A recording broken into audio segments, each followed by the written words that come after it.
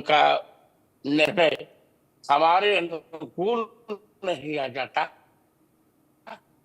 तब तक हम किसी भी भगवान को हमें बुलाना तो पड़ेगा, और जब बुलाना पड़ेगा तो निर्णय भी हमारे अनुकूल दे देना पड़ेगा। तो गुरुजी, ये तो सीधी नाराजगी फिर भगवान जी से हो गई कि या तो आप फैसला करवा दीजिए या फिर आपके दर पर हम नहीं आएंगे। बिल्कुल बिल्कुल। कब तक हम हिंदुत्व के स्वाभिमान से समझौता करते रहेंगे? हमारा अधिकार, भगवान हमारे हैं, और झगड़ा करना भी हमारा अधिकार है। लेकिन आप तो जानते हैं, आप इतने पढ़े लिखे हैं, आपको शास्त्रों का ज्ञान भी है, आपको सामाजिक ज्ञान भी है, आपने कितनी किताबें भी लिखी हैं। आप ये भी जानते हैं कि देश का कानून जो है कई बार बड़े केसेस लंबे खिंच जाते हैं। राम मंदिर का फैसला ही देख लीजिए, बड़ा वक्त लगा। ऐसे में कृष्ण जन्मभूमि को लेकर अगर वक्त लगा तो लगे, आप नहीं जाएंगे कृष्ण मंदिर? नहीं, बिल्कुल नहीं जाएंगे। राम जन्मभूमि में भी गवाही मैंने दी थी, मेरी गवाही से ही निर्णय की दिशा बदली थी, और इसमें भी कोर्ट बुलाएगा तो मैं गवाही देने जाऊंगा। और भगवान को संत प्रिय है, भगवान से मेरी मित्रता भी है, और बहुत जल्दी निर्णय हमारे पक्ष में आएगा, चिंता न कीजिए। अच्छा, ये सवाल तो मैं आपसे अभी करना वाली थी, मुझे लगा कि पूछूं आपसे।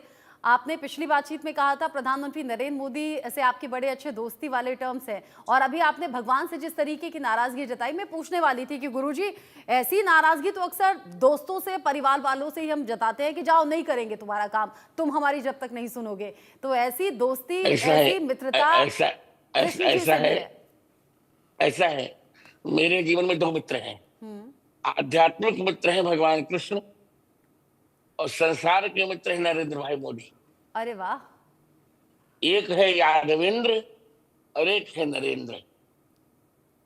मित्रों सब चलता रहता है। और मैं आपका नाम जानना चाहूंगा, भूल रहा हूँ। जी, मेरा नाम रचना। रचना जी, आज की तारीख में जितना सुखी संत मैं हूं, उतना सुखी भारत में कोई नहीं है, क्योंकि मैं पढ़ने लिखने में विश्वास करता हूं, प्रतिदिन 2 लाख राम नाम का जप करता हूं। अब तक 250 पुस्तकें मैंने लिखी, और मुझे भारत माता पर इतना प्रेम है कि मेरे सामने ये दोनों आ जाएं, एक और भारत माता जी, दूसरी ओर राम जी, तो पहले मैं भारत माता को प्रणाम करूंगा, फिर आपके चरणों में सिर झुकाऊंगा। गुरुजी, मैंने संत समाज के बड़े गुरु बहुत देखे, पर भारत माता को लेकर, देश को लेकर इतना प्रेम किसी के हृदय में नहीं समाया कि आंखों से आंसू छलक जाए, गला रुंध जाए भारत माता की बात करते हुए। हमारी माँ है ना, माता माता पृथ्वी पुत्रो हम पृथिव्या। वंदे मातरम का नारा देकर न जाने कितने लोगों ने अपना जीवन ही बलिदान कर दिया। मेरे द्वारा कुछ भी भारत माता के लिए किया जा सके तो मैं धन्यता का अनुभव करूंगा बेटी। ये जो आपकी देश प्रेम की भावना है, ये मुझे लगता है जो करोड़ों लोग देख रहे होंगे, सुन रहे होंगे, फिर चाहे वो महिलाएं हैं, पुरुष हैं, या अन्य समाज के हैं, बच्चे हैं, बुजुर्ग हैं, हर किसी के रोंगटे खड़े कर देने वाली ये तस्वीर है, जहां पर जगत गुरु रामभद्राचार्य भारत माता की जय करते हुए, भारत माता की बात करते हुए, और उनकी आंखों से आंसू छलक जाए। ये देश प्रेम इतना ज्यादा है कि हृदय भरा हुआ है, और इसीलिए आंखों से वो प्रेम छलक रहा है। आगे पूछा जाए जी, अब मुझे ये बताइए आप, जिससे जैसे आपने कह दिया कि कृष्ण मंदिर में नहीं जाऊंगा जब तक श्री कृष्ण जन्मभूमि का फैसला हमारे फेवर में नहीं आ जाता, हमारे अनुकूल नहीं आ जाता। आपने कहा मेरे 2 ही मित्र हैं, एक श्री कृष्ण है, एक श्री नरेंद्र मोदी हैं। अगर पीओके को लेकर आप ये सोच रख रहे हैं, या ये अपनी इच्छा जाहिर कर रहे हैं कि हनुमान जी से कहूंगा, बजरंग बली से कहूंगा कि बस अब तो ये जो हिंदुस्तान की जमीन है वापस मिल जाए, तो वहां भी तो अधिकार से आप प्रधानमंत्री से कह सकते हैं, जैसा कि श्री कृष्ण जी से कह रहे हैं कि भाई या तो फैसला हमारे फेवर में आ जाए या मंदिर नहीं जाऊंगा। ऐसा नहीं है, जी यहाँ का प्रकरण दूसरा है। जी। नरेंद्र मोदी और हम दोनों काम कर रहे हैं, हम्म दोनों मिलकर काम कर रहे हैं। हम्म।